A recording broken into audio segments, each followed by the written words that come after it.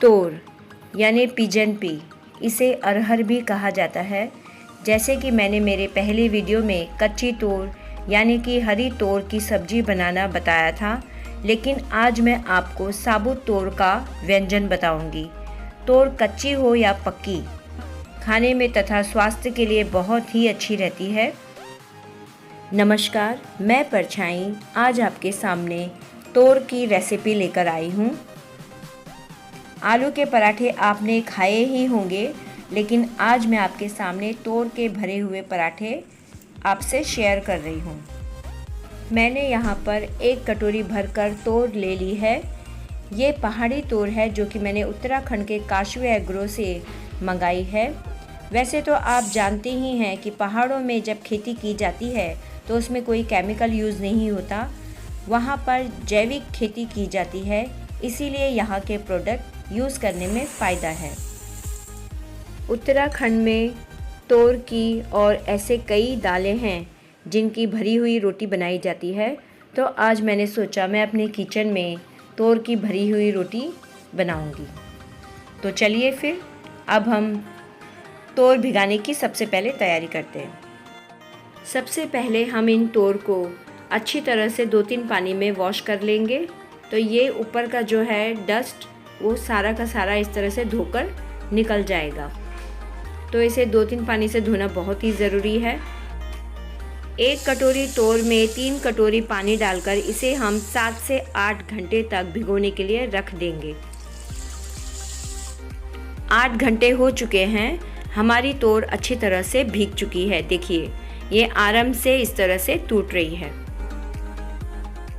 तो चलिए फिर हम भी तोर की भरी हुई रोटी बनाने की तैयारी करते हैं। अब इस तोर को हम कुकर में पकाने के लिए रखेंगे। जिस कटोरी के माप से मैंने कच्ची तोर ली थी 1 कटोरी, तो उसी कटोरी के माप से आधी कटोरी मैं इसमें पानी डालूँगी और आधी छोटी चम्मच के हिसाब से नमक, 1 छोटी चम्मच के हिसाब से तेल डालूँगी। आप घी भी यूज़ कर सकते हो। कुकर में मैं 3 सीटी लगाऊंगी। जब तक हमारे तोर कुकर में पकेंगे तब तक मैं इसमें डालने के लिए मसाले और इसके साथ खाने के लिए चटनी पीस लेती हूँ। मसालों के लिए मैंने यहाँ पर 1 इंच अदरक का टुकड़ा लिया है और 9 से 10 कलियाँ मैंने लहसुन की ली हैं। कुछ हरी मिर्च ली हैं जो कि हैं 9 से 10। थोड़ा सा चटपटा करने के लिए मैंने हरी मिर्च का यूज़ ज़्यादा किया है और थोड़ा सा हरा धनिया। और यहाँ पर मैंने 2 छोटी चम्मच के हिसाब से जीरा लिया है जो कि मैंने भून लिया है। अब इन सबको हम सिलबट्टे में पीसेंगे। मसाले हमारे तैयार हो चुके हैं। अब इसमें मैं पीसूँगी चटनी पीसने के लिए यहाँ पर मैंने 9 से 10 हरी मिर्च ली है। 1 टुकड़ा मैंने इमली का लिया है, कच्ची इमली का। 1 चम्मच लहसुन अदरक का पेस्ट और हरा धनिया लिया है। इमली को हम इस तरह से टुकड़े टुकड़े कर लेंगे छोटे से, और इसे कूट कर हम अच्छी तरह से पीस लेंगे। चटनी सभी को चटपटी पसंद आती है, इसलिए मैंने हरी मिर्च ज़्यादा यूज़ किया है और खटाई के लिए कच्ची इमली का यूज़ किया है। नमक का यूज़ मैंने चटनी में अभी तक नहीं किया था। अब इसमें मैं काला नमक 1 चम्मच के हिसाब से डालूँगी। सेंधा नमक या काला नमक चटनी में डालना बहुत ही अच्छा रहता है हमारे स्वास्थ्य के लिए, इसलिए इसका यूज़ ज़रूर करना चाहिए। चलिए, चटनी भी हमारी पीस चुकी है। अब हम आगे बढ़ते हैं तोर की तरफ। कुकर में सीटी आ चुकी है, यानी कि हमारे तोर पक चुके हैं। यहाँ पर हमारा कुकर ठंडा हो चुका है और इसके बाद मैंने इसे खोल लिया है। तो देखिए, मैं अब आपको बताती हूँ कि ये किस तरह से पके हैं। ये देखिए, इस तरह से अच्छी तरह से पक चुका है। अब इसे हम सिलबट्टे में पीसेंगे। तोर से भरी रोटी बनाने के लिए मैं तोर को सिलबट्टे में पीसूँगी, क्योंकि मुझे जिस तरह से उसका पेस्ट चाहिए उस तरह से सिलबट्टे में अच्छा रहता है। आप चाहो तो मिक्सी भी यूज़ कर सकते हो। देखिए, हमारी तोर पीस चुकी है। इस तरह से दरदरा ही पीसना है। तोर तो हमारी पीस चुकी है। अब हम तोर की भरी हुई रोटी बनाने के लिए यहाँ पर आटा लगाएंगे। जिस कटोरी से माप कर मैंने तोर लिया था, उसी कटोरी के माप से मैंने यहाँ पर 2 कटोरी गेहूँ का आटा लिया है। इसमें मैंने 2 चम्मच यानी कि 2 छोटी चम्मच अजवाइन यूज़ किया है, 1 छोटी चम्मच नमक यूज़ किया है और इसमें मैं सरसों का तेल डालूँगी 1 बड़ी चम्मच के हिसाब से। सरसों का तेल मैं पहले गरम कर चुकी हूँ, उसे ठंडा होने पर मैंने इसमें डाल दिया है। सबसे पहले हम इसे मिक्स कर लेंगे। अब हम इस आटे में थोड़ा थोड़ा पानी डालकर इसे गूंथ लेंगे और इस आटे को हम नरम गूंथेंगे। यहाँ पर हमारा नरम आटा गूंथ चुका है, यानी कि आटा तैयार हो चुका है। इसे मैंने 10-15 मिनट के लिए रेस्ट दिया। अब ये रोटी बनाने के लिए तैयार है। आटा तैयार होने के बाद अब हम पिसी हुई तोर की तरफ देखते हैं। देखिए, ये तोर हमारी पिस चुकी है, थोड़ी सूखी सूखी लग रही है, तो इसमें हम आधी कटोरी के हिसाब से पानी डाल देंगे। आप चाहें तो इसे सिलबट्टे में पीसते वक्त भी पानी का यूज़ करते करते पीस सकते हैं।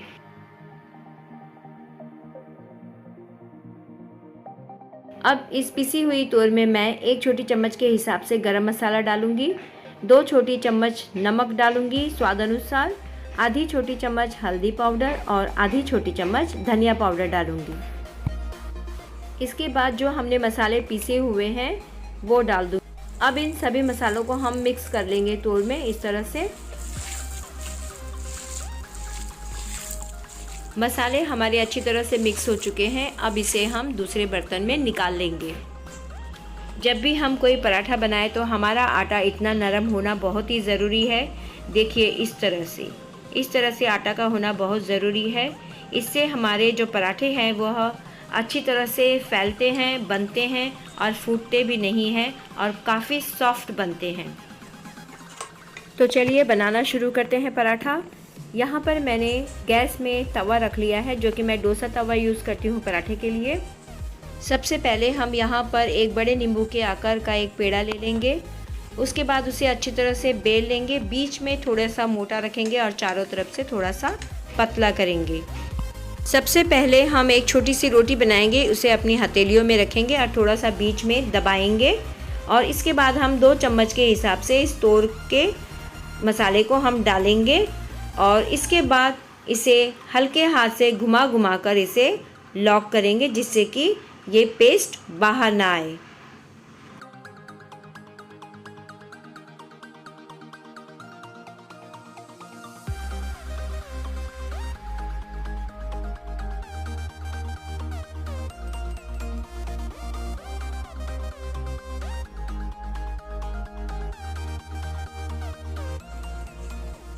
अब इसमें सूखा आटा लगाकर इसे हम हल्के हाथों से घुमा घुमा कर बेल लेंगे।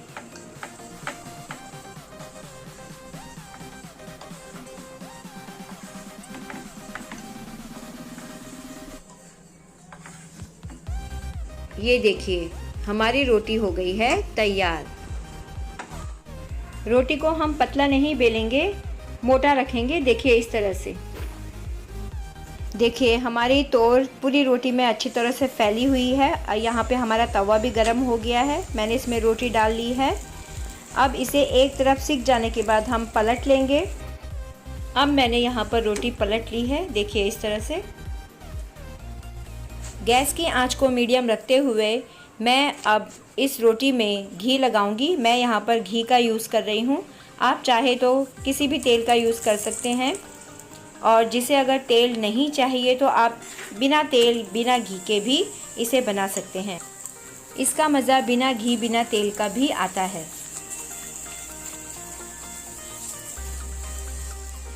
इसे उलटते पलटते हम अच्छी तरह से इसमें घी लगाकर सेक लेंगे।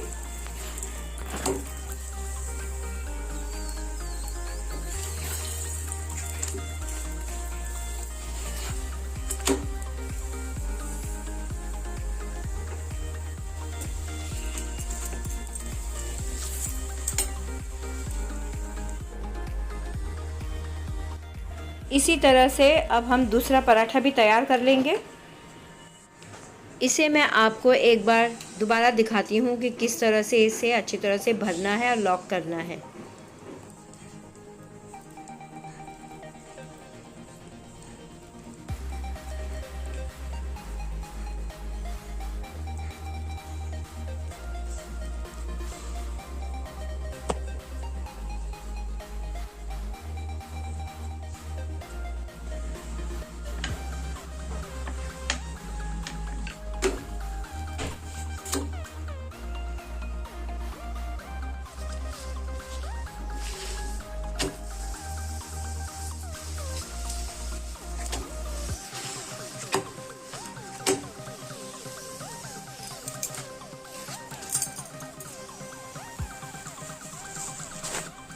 इसी तरह से हम तोड़ से भरे हुए सभी पराठे तैयार कर लेंगे।